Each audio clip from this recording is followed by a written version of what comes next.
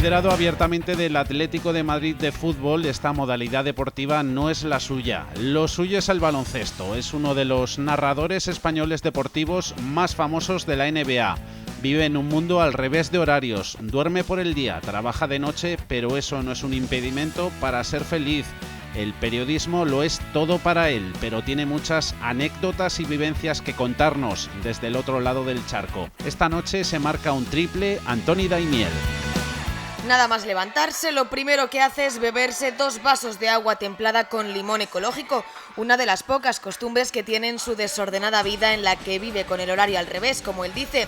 Se acuesta a las 5 de la mañana y no puede dormir de la adrenalina que le provoca su trabajo. ¿Saben a qué puede dedicarse nuestro invitado? Es periodista deportivo, comentarista de los partidos de la NBA. Les hablamos de Antoni Daimiel.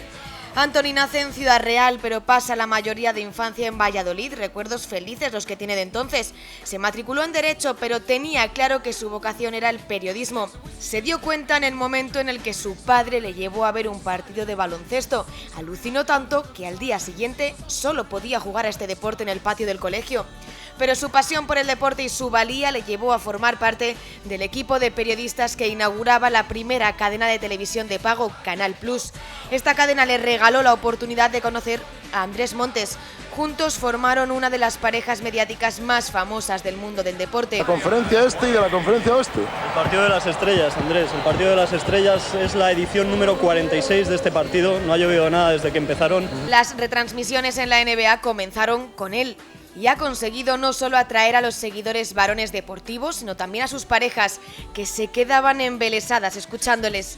Todo el mundo lo piensa, pero sin embargo, él no se considera ningún genio de este mundillo.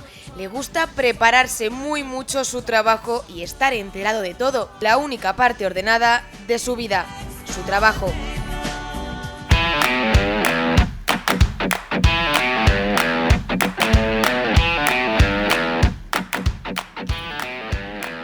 Antoni Daimiel, buenas noches. ¿Qué tal? Buenas noches. Bienvenido al plato de 6 mujeres sin piedad. Muchas gracias, un placer estar aquí. ¿Nervioso? No, un poco atento, tenso, porque si hay 6 personas preguntándote, siempre hay 5 que están escuchando y te pueden rebatir a lo que hayas dicho.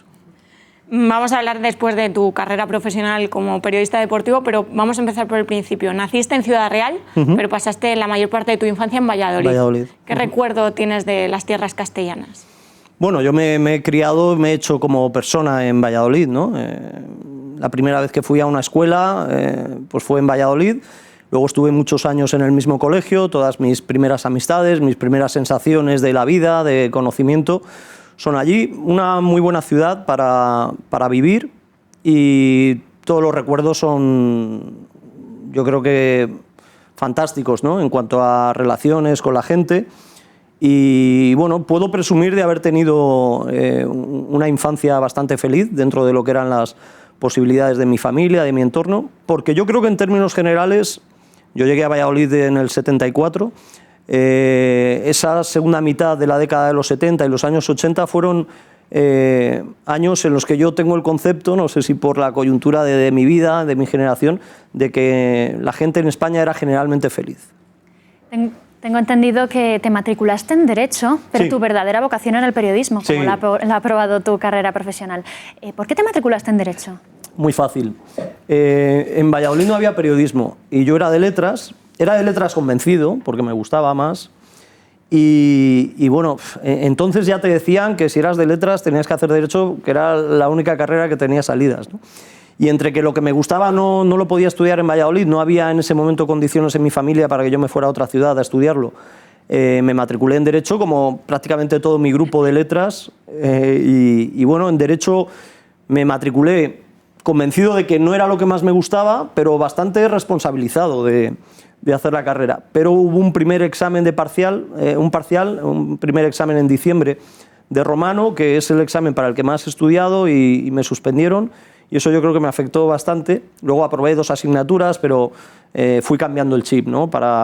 Creo que estuve bastante acertado a la hora de decidir que es muy importante en la vida hacer lo que más te gusta.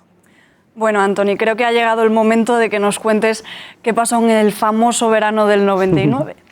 Bueno, eso quedó como un misterio. Yo te puedo contar sin muchos detalles, cómo se generó esa frase que repetía Andrés Montes en las retransmisiones, ¿no? Porque fue un verano en el que yo hice un viaje con 2 amigos muy largo, de muchas vivencias, muchas anécdotas, y a la vuelta hablé con compañeros de trabajo, uno de ellos era Andrés Montes, y los invité en mi casa en una terracita en verano a cenar, les hice una cena y quedamos pues 3 o 4 compañeros de trabajo, y yo, dentro de las muchas cosas que hablamos en esa cena, pues conté cosas del viaje. Y yo creo que a Andrés Montes le debieron impresionar. Entonces él lo utilizaba, como muchas de sus frases, como un claim, como un recurso también de la retransmisión, pero por supuesto que había algo de cierto. Yo creo que él lo lanzaba dejándome la libertad de que yo lo contara o no, y bueno, es la libertad que creo que me estás dando tú, ¿no? O sea, que hoy tampoco nos vas a desvelar ninguna de esas anécdotas. Bueno, te puedo contar alguna un poco de previa de lo que fue el viaje, y es que yo me teñí el pelo de rubio platino casi blanco, en una peluquería de aquí, muy cerca de aquí, además, del centro, y bueno, pues fue una historia también porque, digo, en los sitios donde vaya, si hay alguna posibilidad, no me gustan las gafas de sol, si hay alguna posibilidad de que no me conozca gente con la que coincida, mucho mejor, y esto puede disuadir el conocimiento. Y al final hubo un tipo que en una playa perdida, en un chiringuito, me dijo, yo estaba con el pelo, con una toalla por encima, ¿tú eres Daimiel? ¿Cómo quedó Indiana Lakers, que había sido la final que había habido poco antes? O sea que ni en ese viaje me pude librar de... Pero bueno, sí, fue un viaje con muchas anécdotas que prefiero mantener en el misterio y que se siga comentando como has hecho tú la frase. Antoni, sí. No solo atraes a tus seguidores del deporte, que son la mayoría hombres, sino que tus dotes de seducción llegan todavía un poco más allá, ya que sus parejas se sientan con ellos a ver los partidos solo por escucharte a ti, porque dicen que se lo pasan bomba contigo. ¿Esto qué te parece? ¿Te sorprende? ¿Lo habías escuchado? Sí, lo he escuchado desde hace muchos años, ¿no? En general, como bien dices, cada vez que alguien me para por la calle porque sigue mi trabajo, suelen ser en un altísimo porcentaje hombres, varones, y si alguna vez una chica me lo ha dicho, trato de indagar y le digo, bueno, ¿pero te gusta el baloncesto? ¿Desde cuándo? Y al final me acaba confesando que es que lo ve con su chico, con su novio, con su marido, ¿no? Entonces, eso es verdad que se entremezcla con una circunstancia que desde que yo comencé las retransmisiones de la NBA con Andrés Montes siempre tuvimos muy presente. Queríamos hacer un producto, ya que es un producto tan, digamos, específico, y en aquellos años muy lejano a nosotros, una competición extranjera que se juega a tantos kilómetros, con gente tan diferente a nosotros, 300 y pico, 400 jugadores, que son muchos equipos, muchos jugadores. Queríamos hacerlo un producto muy asimilable para cualquiera. Y siempre nos manejábamos como referencia una anécdota que nos había contado un espectador por carta, porque no había en ese momento ni email. Y nos había dicho que él estaba de madrugada viendo la tele, un partido en directo de NBA, y se levantó su madre a beber agua. Y entonces, al escuchar eso, se quedó como curioso y al final se acabó sentando con él y vio hasta el final del partido. Eso lo teníamos como referencia de desempeño profesional, oye, si haces fútbol, no, porque eso llega a todo el mundo, pero si haces un producto como este, tenemos que hacerlo muy desenfadado para llegar a todo tipo de gente y que al final, gracias a eso, se acaben aficionando a una competición como la NBA. Y hablando ya de mujeres, Antoni Daimiel está enamorado. Sí, claro. Sí. ¿Y su pareja también es su mayor fan? Bueno, ella me habla bien de mi trabajo, pero por cuestiones de su trabajo, pues tampoco lo sigue tanto, ¿no? Me ha visto mucho y bueno, pues yo creo que también ha normalizado con el paso de los años lo que es mi profesión. Y es verdad que yo desde el principio he tratado de comentar con ella, igual que con cualquiera con el que sale este tema, que esta es una profesión como otra cualquiera en el mundo. Es decir, no somos nada especial, somos comunicadores, somos el puente entre una competición que le puede gustar a la gente y el espectador, el oyente. Y claro, por el hecho de salir en televisión, yo tantos años, pero es verdad que a horas intempestivas y la mayor parte del tiempo en canales de pago, cerrados, pues no hay tanta gente que me conozca, pero insisto, es una profesión como otra cualquiera y ella se lo toma como a mí me gusta, que es con normalidad.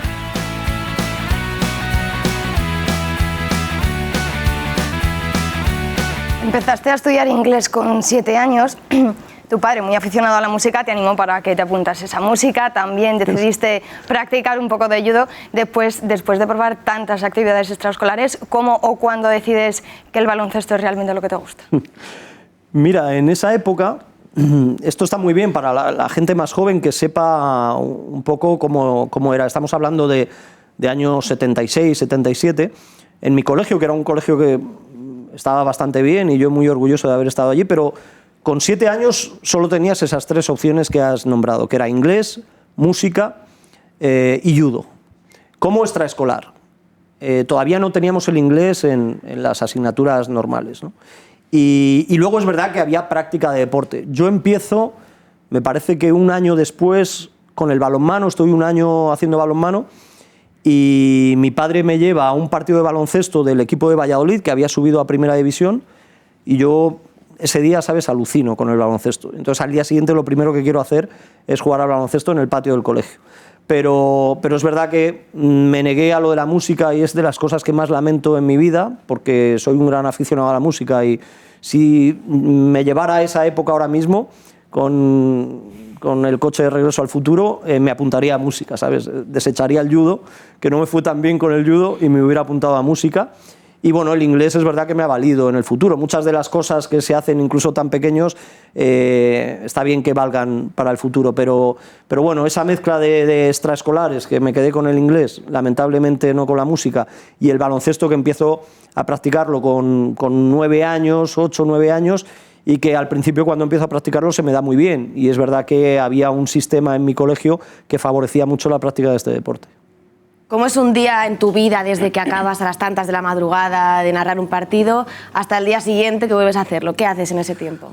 Bueno, no es nada atractivo para la gente. Es verdad que a la gente que quiera ser periodista deportivo, que le guste mucho la NBA, pues sí que lo considerará algo muy grande, ¿no? Pero es una jornada, un régimen bastante costoso en cuanto a que el horario está completamente cambiado.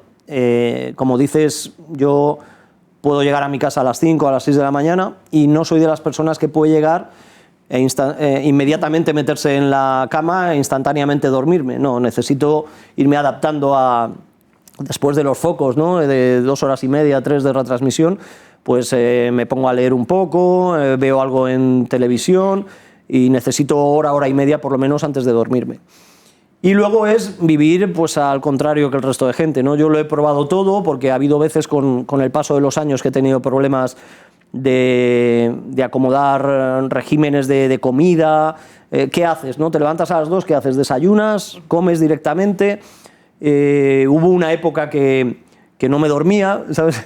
Llegaba a casa, me ponía a ver la televisión y no tenía mucho sueño, empezaba a ver los informativos de televisión de por la mañana, ¿no?, todos estos que se llaman desayunos, informativos, y empezaba a verlo, me iba animando, me iba picando y no me dormía. Entonces me dormía a las 11 o las 12 y en invierno, claro, si quería dormir una serie de horas, me despertaba de noche y eso me afectaba el estado de ánimo, porque ¿qué está pasando aquí? ¿Qué estoy haciendo, no?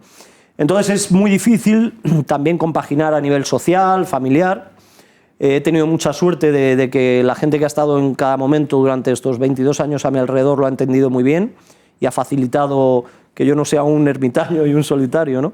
Pero hoy en día me levanto, tomo 2 vasos de agua templada con limón ecológico, que es una práctica que llevo año y medio así con ello y me va bien, no sé si valdrá para algo o no. Y luego pues depende, si tengo algo de hambre pico algo, si no aguanto para acabar comiendo 3 y pico. Y dependiendo del día, a lo mejor me tengo que ir a trabajar inmediatamente, nada más levantarme, porque tengo varios contratantes, por así decir. Yo soy autónomo y trabajo en varios sitios y hay veces que me requieren pues todavía por la mañana, pese a que haya dormido poco.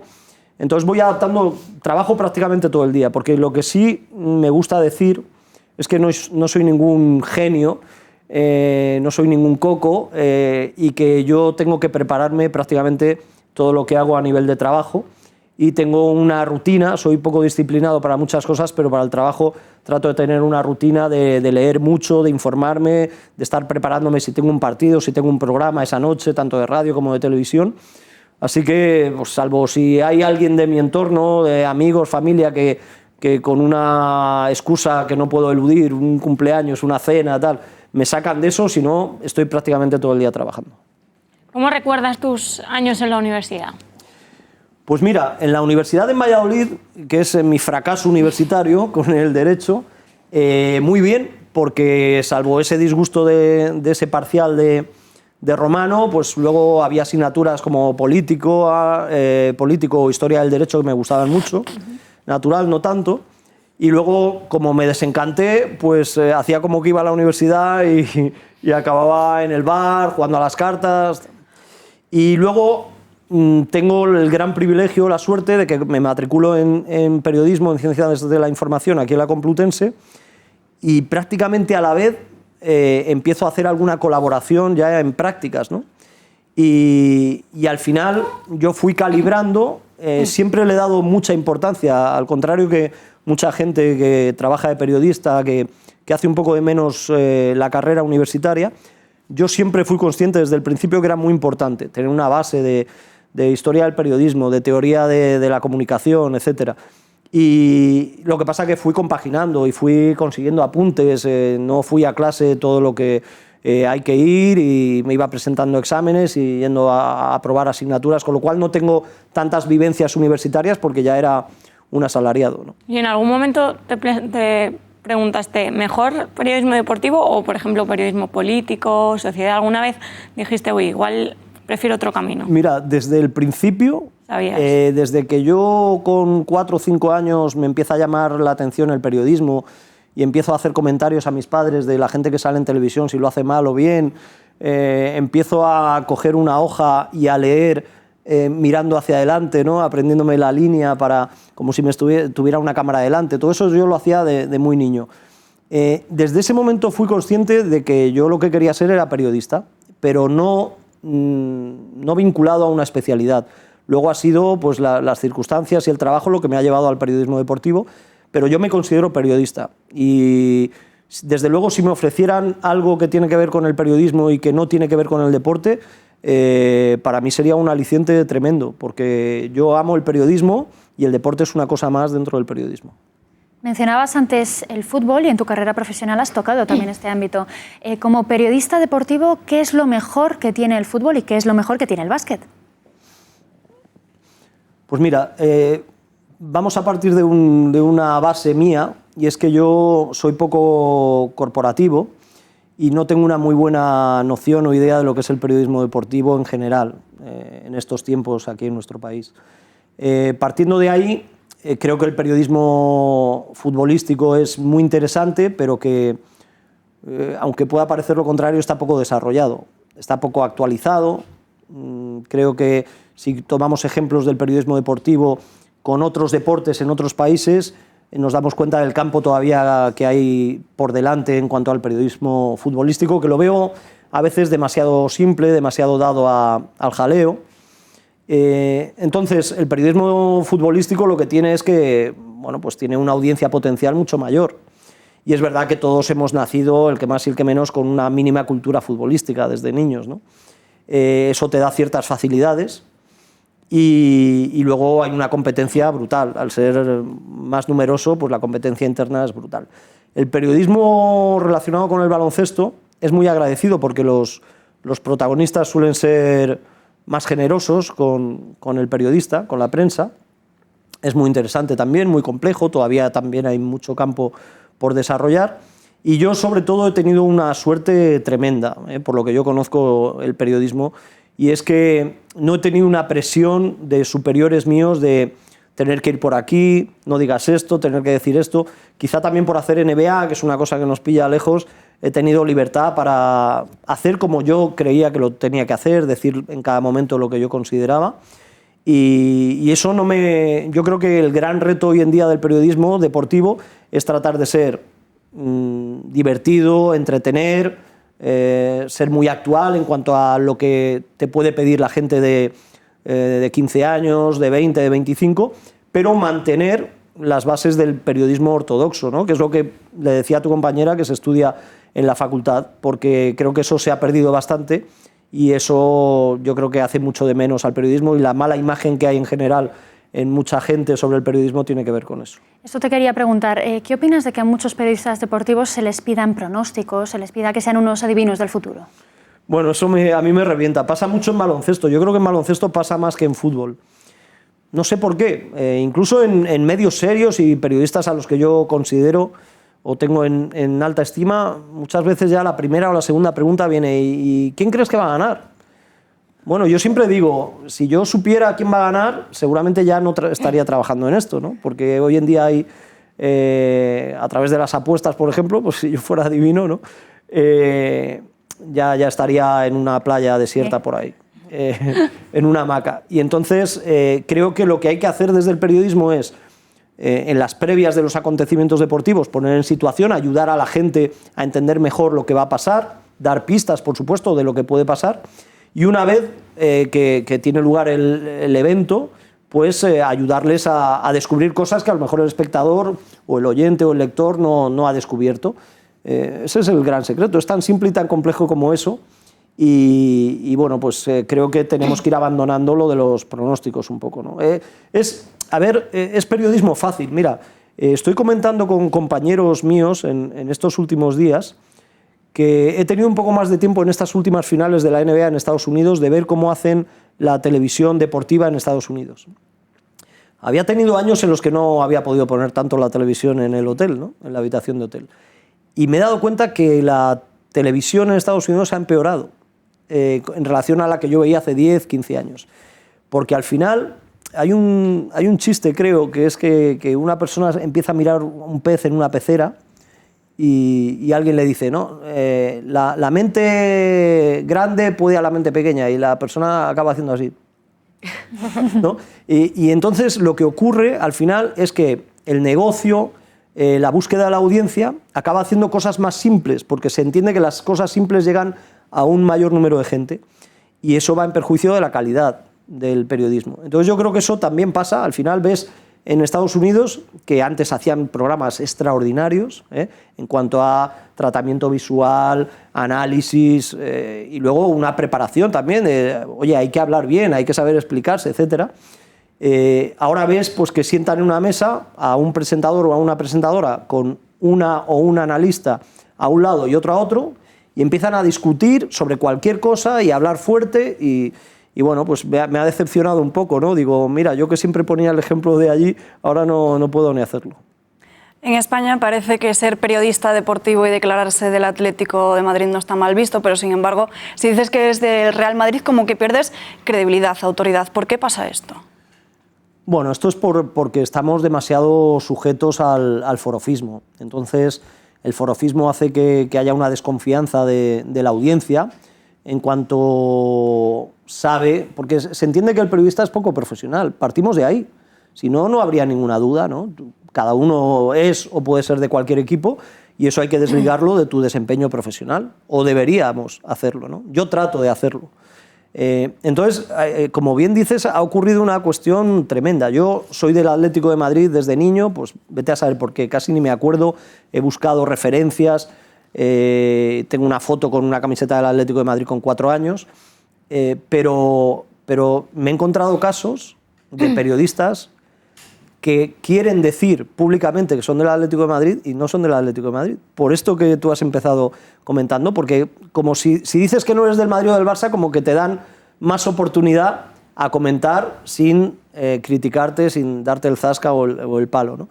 Creo que hay que huir de todo eso. Creo que el periodista tiene que hacer un gran esfuerzo por demostrar que él va a juzgar, va a analizar independientemente de cuál sea el equipo que a él le gusta, y también tiene que haber un esfuerzo de parte de la audiencia por dar ese voto de confianza al periodista, y yo creo que eso se nota enseguida, ¿eh? No hace falta ser un lumbreras. Si tú estás viendo la televisión o oyendo la radio, tú te das cuenta enseguida del periodista que es capaz de desligar una cosa de otra y el que no. Antoni, llevas muchos años ya en el periodismo, y le comentabas a mi compañera Rocío que se ha recortado en perjuicio de la calidad televisiva en estos últimos años. Tú, que además estás fuera, viajas a Estados Unidos y trabajas desde allí, ¿cómo ves tú el futuro de esta profesión aquí en España? Con perspectiva de... Sí, no soy muy optimista, la verdad. No soy muy optimista. Ojalá viera brotes verdes que me hicieran pensar que esto va a mejorar pronto. No juzgo el periodismo deportivo actual, no le doy una muy buena nota y creo que no hay bases ni indicios de que esto vaya a mejorar, más al contrario. Creo que además falta también un poco de formación y de educación en la audiencia. Yo hay veces que pongo un tuit que es obvio, a mí me parece que es obvio, que es irónico, y entonces hay mucha gente que no pilla que es irónico. Veo que hay problemas de comprensión lectora a veces, ¿no? Y bueno, pues creo que desde los medios, desde la dirección de los medios, tiene que haber un esfuerzo. Esto de que si haces esto lo ve más la gente, esto menos, yo creo que nunca hemos estado más lejos de esa teoría. La gente ve lo que le ponen y hoy en día, por suerte, hay muchas posibilidades de cada uno de buscarse la vida en cuanto a lo que quiere ver, lo que le interesa, lo que no, de poder cambiar de canal, de medio, en cuanto ves que una cosa no te llena, no te gusta. Y eso nos debería exigirnos tener mucha más calidad y ser más ortodoxos en lo que tiene que ser el periodismo. Pero no, ya te digo, no veo indicios. Luego también la crisis económica ha afectado mucho. Hay muchos directores que enseguida te dicen ¿pero por qué una entrevista para la televisión tiene que ser con dos cámaras? Hombre, porque, bueno, pues claro que tiene, y si pudieran ser 4, mejor, ¿no? Claro. No, creo que falta también algo de formación o adiestramiento entre la gente que dirige en los medios para desde ellos, desde arriba, poder exigir esa calidad. ¿Y crees que influye un poco también en el hecho del intrusismo, que haya gente que pueda estar en televisión, opinar sin apenas una formación? Bueno, eso influye, pero yo no le doy tanta importancia como le da mucha gente, ¿no? Se maneja mucho ese tópico. En realidad, los, entre comillas, intrusos, puede haberlos bien formados y que le dan prestigio a la profesión sin haberse formado para esta profesión, y es verdad que otros, bueno, pues lo pueden tirar todo por tierra, ¿no? Obviamente, creo que aquí hay un gran problema en nuestro país, y es el hecho de cómo hemos llegado a una situación en la que te puede interesar, para estar horas y horas delante de la televisión, la vida de alguien que no sabes ni quién es, ni cómo ha llegado ahí, ni cuál es su mérito.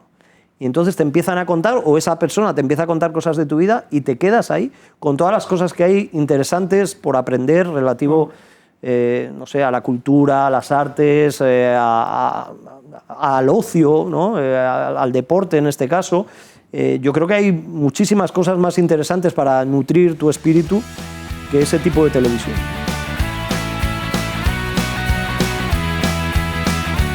Antonio, cuando te marchas a Madrid, comienzas a trabajar como becario en el nuevo canal de deportes de Canal Plus, de la mano de Alfredo Relaño. Sí, fue mi primer jefe. ¿Cómo sientes el haber vivido el nacimiento de una cadena? Eso es lo más grande que hay para un periodista. Yo creo que lo más grande que hay es vivir el arranque o el inicio de un medio de comunicación.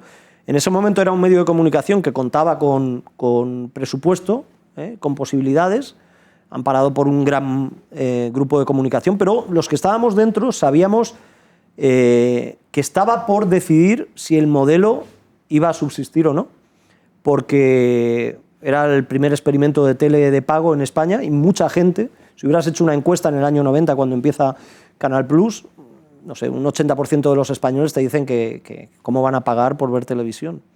Entonces, allí incluso hubo alguna crisis cuando llevábamos un año y pico, de que allí comentábamos en la redacción, lo mismo esto cierra, ¿no? Y teníamos el ejemplo de Francia, que Canal Plus en Francia había funcionado muy bien.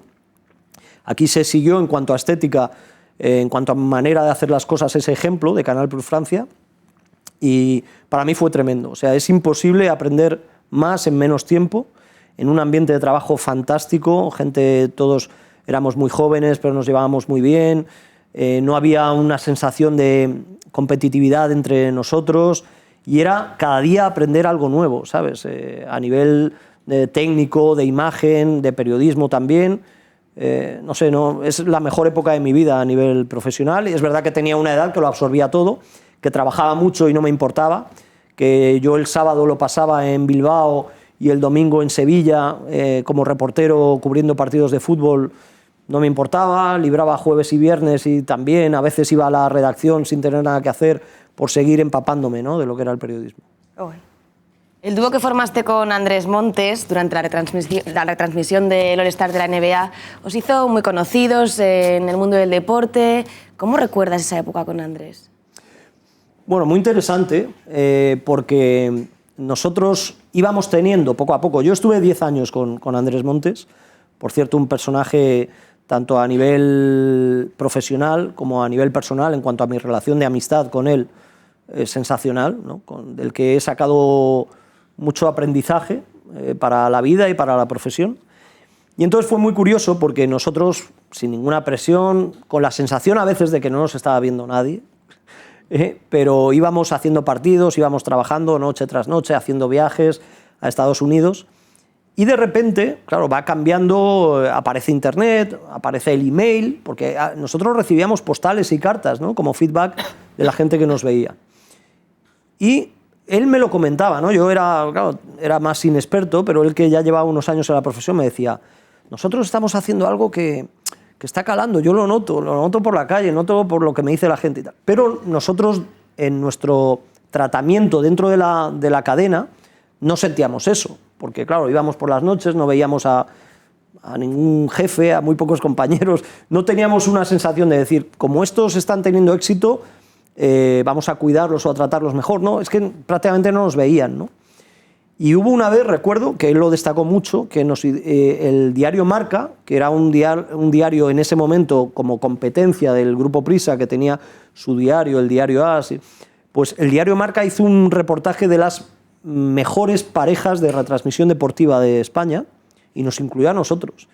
Y bueno, yo la verdad que soy más, a lo mejor más frío, más tranquilo, no me lo tomé como nada especial, y él me dijo: pero tú te das cuenta de lo que es esto y tal, nosotros estamos ahí de madrugada hablando de gente que nadie sabe quién es y mira, nos incluyen en este reportaje. Y sí, es verdad que es tremendo, sobre todo cuando notas que ya esa etapa ha pasado, que por desgracia Andrés Montes falleció y todavía, porque nosotros dejamos de hacer partidos juntos en el 2006, 12 años después la gente me sigue hablando por la calle, sigue recordando esa época, ¿no? Entonces, bueno, sí es una sensación satisfactoria decir algo haríamos bien.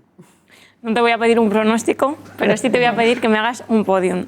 Michael Jordan, ¿sí?, Kobe Bryant y LeBron James. ¿Quién es para ti el mejor? ¿Quién es el segundo? ¿Y quién es el tercero? Bueno, el mejor de momento, hasta que alguno en este caso LeBron, que es de los que has citado, el que está en activo, no demuestre lo contrario. Para mí el mejor es Michael Jordan.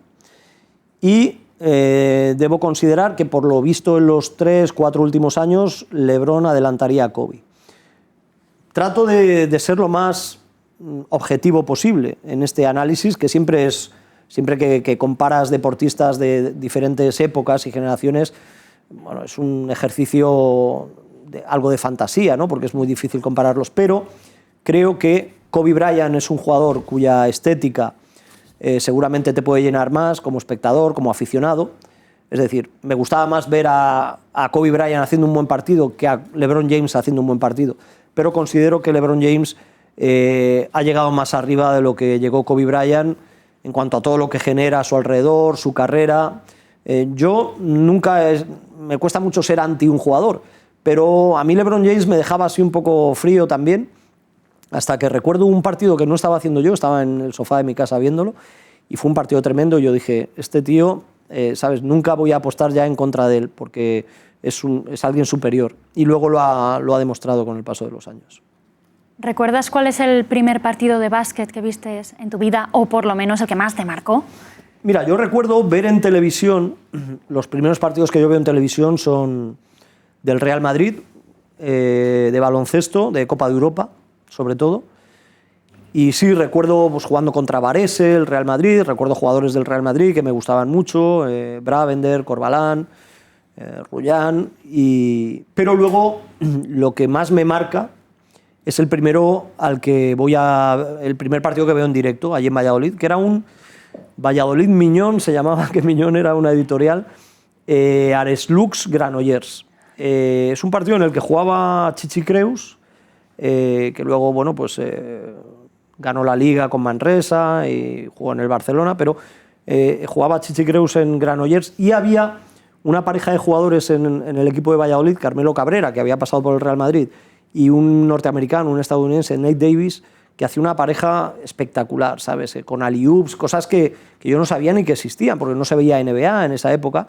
Carmelo Cabrera, que era el base, cruzaba el campo, lanzaba el balón arriba y el otro volaba, ¿sabes? Saltaba desde lejos, cogía el balón arriba, lo metía para abajo, o sea, unas cosas que yo nunca había visto y las vi en directo, ¿sabes? Y a partir de ahí, o sea, ese es como mi bautizo, de verdad, de ser un aficionado de por vida al baloncesto. Llevas mucho tiempo haciendo NBA, pero ¿cuál es el momento más épico que recuerdas narrando un partido? Mira, yo creo que el último anillo de Michael Jordan, en el año 98, por cómo se consuma, ¿no? Es una canasta prácticamente al final, con el partido muy igualado, es una imagen muy repetida en Internet. Con todo lo que se había vivido esos años, era el tercer anillo consecutivo de los Bulls, que ya tenían 3 anteriormente, todos con Jordan. Había rumores ya de que Jordan podía retirarse después de esa final. Aquello fue muy emocionante, era en Salt Lake City, en Utah. El ambiente era terrible en contra de Chicago Bulls. Era un equipo muy, muy duro, muy agresivo, Utah, muy buen equipo. Y aquello fue una sensación, no solo por lo que generó aquí, ¿no? Mucha gente también lo recuerda aquí y estaban en su casa viéndolo por televisión. Imagínate yo allí en la grada. No estábamos ni en cabina, estábamos en una mesa con bueno, pues los micrófonos, la mesa de retransmisión abierta, con la gente ahí gritando alrededor. Y yo creo que es un momento épico de los que más. Y luego tengo también en mi corazón el primer anillo, el primer título de Pau Gasol, porque bueno, era también la realización de un sueño, ¿no? Veíamos la NBA como algo de otro planeta, la Guerra de las Galaxias, ¿no? Y de repente que uno de los nuestros, por así decir, estuviera allí y consiguiera ser campeón con un papel protagónico. Eso ocurrió en el 2009, en la final de Lakers contra Orlando, pues también es un momento especial. Yo lo noté así, luego bajé enseguida en cuanto acabó el partido al vestuario, ¿no? Para ver cómo lo celebraba, estaban los padres de Pau Gasol allí con él, y el champán y todo eso, eso lo tengo también en mi corazón y en mi memoria. ¿Y cómo es eso de estar despierto durante la noche y dormir durante el día? Es estar al revés que todo el mundo, pero yo me he acostumbrado. Yo tuve alguna fase de problemas con el sueño y luego también algún problema de salud que era consecuencia de eso. Y he hablado con muchos médicos, ¿no? Y yo creo que estoy demasiado bien para la vida que he llevado porque llegué a una rutina de manera casual. Y la rutina es que yo he tratado de evitar el jet lag, estando aquí, sin montar en avión. Quiero decir que los días que no trabajaba, que no tenía que ir de madrugada a hacer un partido, yo seguía despierto en mi casa. Y si había un partido lo veía, pero si no había un partido, pues estaba en casa haciendo cualquier otra cosa. Y si cuando era más joven estaba por ahí tomando algo de madrugada, ¿no? Pero mantenía el horario todos los días.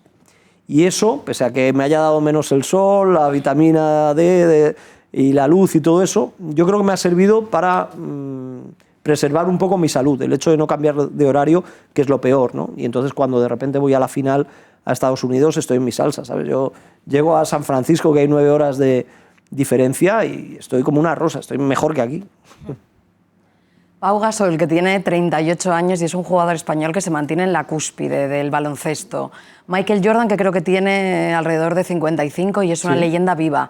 En el fútbol se retira mucho antes. ¿Hay una edad establecida en el baloncesto para retirarse o no? No, no tiene por qué haberla. No tiene por qué haberla. Lo que ocurre es que hay unos condicionantes muy claros que afectan también en el fútbol.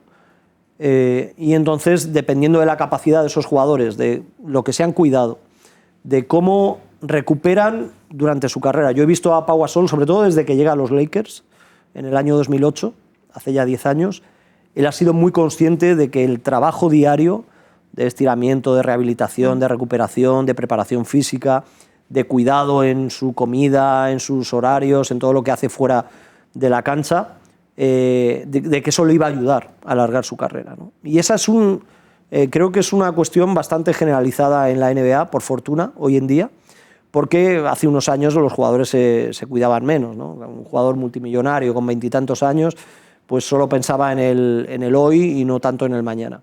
Y con el fútbol hay un proceso también particular, diferente, y es que los jugadores de élite del fútbol de hoy en día están jugando bastantes más partidos que hace 15, 20 años, ¿no? Por el tema del calendario de la Champions, del calendario pues, de las competiciones nacionales, luego la selección, y esto es un peligro a la hora de alargar las carreras porque todo suma en el cuentakilómetros, ¿eh? No puedes trucar el cuentakilómetros. Es verdad que se cuidan más, que se tratan mejor las lesiones, pero lo fundamental es saber descansar, y por eso, bueno, pues volviendo un poco a las críticas al periodismo deportivo de hoy en día, cuando desde el periodismo se critica lo de las rotaciones, o que de repente un periodista, no entiendo cómo no juegan los buenos hoy y tal, porque esto de las rotaciones, no, es que las rotaciones son básicas para preservar el estado físico de los jugadores y también psicológico. Los jugadores necesitan desconectar, descansar para luego en los partidos importantes estar a tope. Antoni, parece que has vuelto a encontrar tu media naranja con Guille Jiménez. Tenéis mucha química, salta a la vista porque vuestros comentarios se hacen virales en las redes sociales. ¿Improvisáis? ¿Cómo conseguís enganchar a la audiencia hasta las 4 de la mañana para la NBA? No hay un gran secreto, es todo improvisación, desde luego. Yo he tratado de seguir un poco la rutina marcada de cuando empecé con Andrés Montes. Trato de cuando me veo con él en la redacción, antes de bajar a maquillaje, no hablar, no sacar temas de conversaciones que luego pueden salir para que sea todo fresco, ¿no? Para que sea todo casual. Y es verdad que cuando de repente hay un tiempo muerto, un parón, y sale otro tema que no tiene que ver mucho con el partido, nuestro clima de conversación es el que podríamos tener en la cafetería, ¿no? O cuando estamos en un restaurante en Estados Unidos. Es lo mismo, es todo improvisado. No sé si hay que tener más o menos capacidad para eso, ¿no? Lo que hay que es desinhibirse y tú notas si a la gente le gusta o no. Si yo hubiera notado que hablar como hablo con mis amigos o con mi familia en la televisión no gustara, pues no lo hubiera repetido, ¿no? Pero parece que sí, sobre todo ahora con las redes sociales, pues hay muchas conversaciones nuestras que se hacen virales y bueno, no cabe duda que eso hace que alimentemos más, pero no en la preparación, sino a la hora de la puesta en práctica. Dejando un poquito del baloncesto al lado, se dice que eres el mejor casero que un inquilino puede tener. Sabía yo que vaya trascendencia que ha tenido el asunto, ¿no? Como cuéntanos un poco eso. Mira, yo es que lo tengo como algo tan asimilado y asumido y no le doy a lo mejor esa importancia, pero veo que ha creado mucha polémica.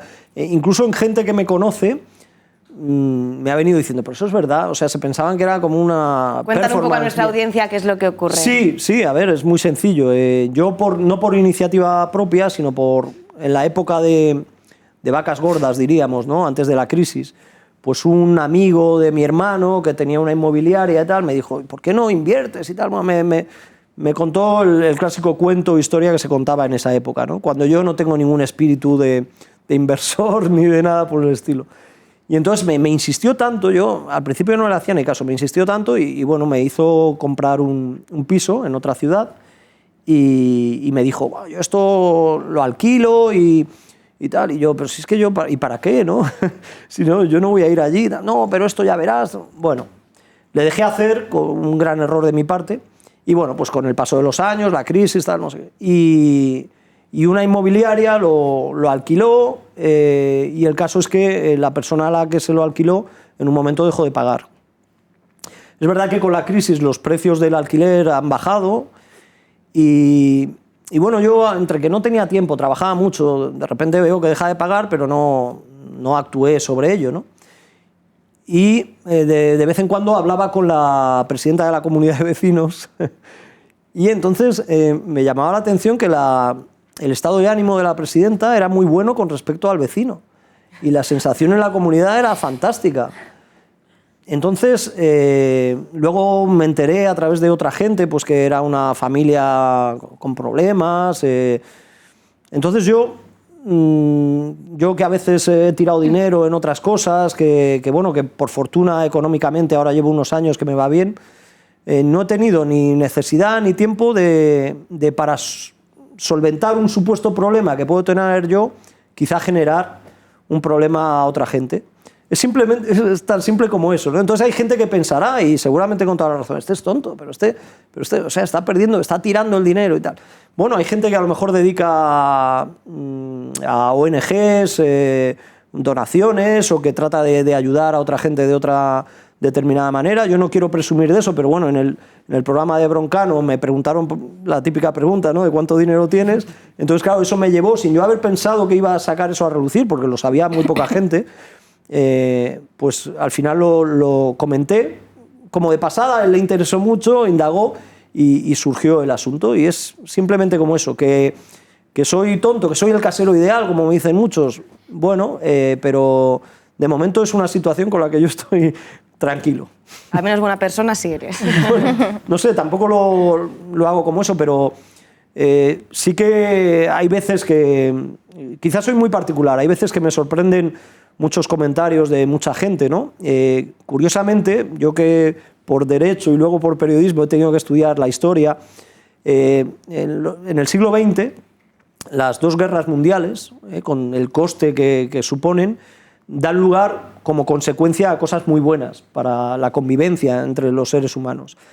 Primero la Convención de Ginebra, con todos los derechos para prisioneros, etc. Y luego la Segunda Guerra Mundial, la Declaración Universal de los Derechos Humanos. Y los derechos humanos, es obvio, pero de vez en cuando todo el mundo debería hacer el ejercicio de ir, aunque sea a Wikipedia, y repasarla, ¿no? Las condiciones que nos tenemos que dar entre todos, mínimas, para vivir. Y la vivienda es una de ellas, por supuesto, como la alimentación, como la educación. Y creo que eso lo tenemos que tener siempre presente, y que no haga falta otra guerra, otra desgracia, para poder recurrir a ese sentimiento solidario. Yo he estudiado en un colegio religioso, y quizás esa formación o deformación, según quien lo oiga, pero ese humanismo de origen cristiano lo tengo bastante dentro, ¿no?, en cuanto a pensar siempre en los demás, en la solidaridad, y estoy convencido de que bueno, pues en la convivencia y en la lucha colectiva conseguimos que nos vaya a todos un poco mejor, incluso a los que les va muy bien o a los que no les va tan bien. La siguiente pregunta está también relacionada con este caso. En ese mismo programa tú dijiste que estabas en contra de los desahucios y a favor de la inmigración. Vamos a pedir que te mojes también un poco a nivel político. Bueno. ¿Qué opinión tienes de las nuevas medidas que se están implantando para frenar la llegada de inmigrantes? Mira, lo primero que quiero decir, que no soy ningún doctor ni experto ni nada de eso. Yo tengo mis ideas bastante particulares en cuanto a que a mí me cuesta mucho. Yo trato de participar en cada acción democrática que hay en el municipio donde resido, cuando hay elecciones municipales, la comunidad donde resido, la Comunidad de Madrid, el país del que soy, en el que resido también. Me gusta participar políticamente en cuanto a votar, ¿no? Pero lo que me cuesta muchísimo es adaptar todas las ideas que yo tengo sobre muchas cosas a un partido político. Porque pienso una cosa de esto y digo, esto parece que lo defiende este partido, pero este partido defiende esto otro que no me gusta, ¿sabes? Entonces, yo obvio un poco lo que es la distribución, la estructura política, y lo que me gusta es tener las ideas muy claras, sin pretender tener la razón sobre cosas, sobre lo que yo pienso, por cómo veo el mundo, por cómo yo he vivido, ¿no? Entonces, yo he vivido en Madrid. Yo llego a Madrid en el año 90, y cuando yo llego a Madrid, a mí me parece que no hace tanto, ¿no?, pero en el año 90 había muy poca inmigración en Madrid. Y además, por el hecho de convivir con Andrés Montes, de raza negra, él me cuenta, él fue un niño negro en Madrid, y él me cuenta cómo iba viviendo, asimilando la sociedad madrileña, pues la diferencia hacia el extranjero, o bien por temas de raza o bien de origen, ¿no? Y yo he visto en Madrid cómo en pocos años llegan muchísimos extranjeros a Madrid, ¿no? Y cómo a la estructura económica, social española le convenía en ese momento la llegada, ¿no? La natalidad está muy baja, hace falta fuerza del trabajo, y bueno, y luego ya una crisis, y entonces como que ya... Entonces lo que no me gusta es que, dependiendo de si la cosa económicamente va mejor o peor, eso esté condicionando absolutamente tus sentimientos humanos sobre otro derecho humano, ¿no?, como he comentado antes. Entonces, por supuesto que hay que dar una solución a la mala situación. Aquí tenemos que movernos con una mentalidad global, a la mala situación que hay en tantos países que hace que la gente se quiera ir, ¿no? Y por supuesto que tenemos que ser conscientes de esos movimientos migratorios a la hora de establecer unas normas en nuestro país y quizás cuando tú has empezado la entrevista y has dicho, naciste en Ciudad Real, te fuiste a vivir a Valladolid, llevo más de la mitad de mi vida en Madrid, he viajado mucho por el mundo, hay cosas que he visto por el mundo que me gustan mucho y he visto muchas cosas que están mejor que en España y luego hay cosas de España que me gustan mucho y que no las he visto en otros sitios, ¿no? Tengo una mentalidad global y creo que el concepto del ser humano está por encima de la procedencia, ¿no? Con lo cual hay cosas desde el punto de vista humano que me gustan, que se concedan a gente que viene de fuera. Y el tema de los desahucios, pues te vuelvo a decir que hay que solucionarlo desde la política y desde la economía, el hecho de que cualquier gente con la que te puedas cruzar por la calle tenga el derecho, aunque sea un espacio para poder desarrollarse, vivir, ¿no? Junto con su familia, lo que sea, ¿no? Esas son mis ideas, esos son mis conceptos. Hay veces que un partido político se puede acercar más a eso y me gusta, pero a lo mejor ese partido político hay otras cosas pues que hace que no me gustan, ¿no? Hoy, por ejemplo, el día en el que estamos grabando este programa, pues hay mucha polémica con lo de la dirección de Radio Televisión Española y todo eso, ¿no? Pues yo considero que después de todas las protestas, muchas de ellas justificadas, yo tengo amigos, amistades en Televisión Española, tienen que ser los trabajadores de Televisión Española quienes decidan quién los dirige. Muy brevemente, artículo 34 al que recurre Shaquille O'Neal. Hago lo que quiero, cuando quiero, como quiero y como me da la gana. ¿Qué te evoca? Muy rápidamente. Bueno, me evoca Andrés Montes, uno de los claims de las frases de Andrés Montes, pero por supuesto de generación improvisada, como él siempre trabajaba, pero que es una frase que quiere decir muchas más cosas de las que parece que dice. ¿Con eso se queda? Sí, porque tenía mucho contenido esa frase, ¿no? Quería decir que era un jugador imparable, pero utilizaba el número que llevaba en la camiseta para ponerlo en un artículo y lo acompañaba con todo eso. Antoni Daimiel, se nos ha acabado el tiempo. ¡Jo, qué rápido!, ¿no? Hasta aquí el programa de hoy. Yo me lo he pasado bien, igual os he aburrido. Para nada, nos alegramos. Muchísimas gracias por venir. Un placer, de verdad. Y le esperamos. Gracias por el trato. Gracias. Gracias.